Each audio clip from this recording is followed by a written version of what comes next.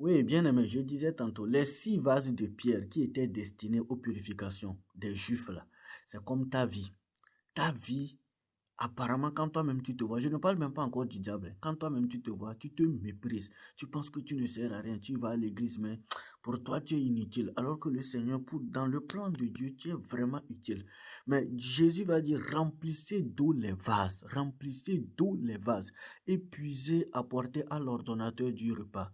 Tu dois te remplir de la parole de Dieu, tu dois méditer la parole de Dieu. La parole symbolise l'eau qu'il te faut. Quand tu te remplis de la parole de Dieu, tu te remplis, Jésus va te dire, puise, envoie ça à l'ordonnateur du repas. Tu dois envoyer, c'est-à-dire, tu as un domaine de prédestination dans lequel tu seras utile. Gé- Généralement, tu n'es pas à ta place. C'est pourquoi tu te sens inutile. Mais quand Jésus vient, par exemple, les vases là étaient destinés à la purification des Juifs, non. Donc les vases se sentaient inutiles. Mais quand Jésus est arrivé, Jésus a vu que les vases là sont utiles pour produire, pour donner du vin. C'est ça, toi là où tu es là, toi tu penses que tu es inutile. Il faut changer de place, change de directive, fais ce que Jésus te dit, tu vas te sentir utile. Quand tu fais ce que Jésus te dit, tu verras que tu es vraiment important pour l'agenda de Dieu.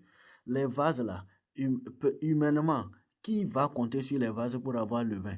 Les vases destinés à la purification, au lavage de l'ablution. Mais quand Jésus regarde, je répète, pour Jésus, c'est des contenants, oui, des contenants pour donner du vin.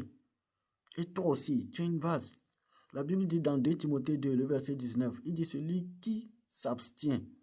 Dans une maison, il y a plusieurs sortes de vases, mais celui qui va s'abstenir pur sera une vase utile pour son maître. Veux-tu être vraiment utile?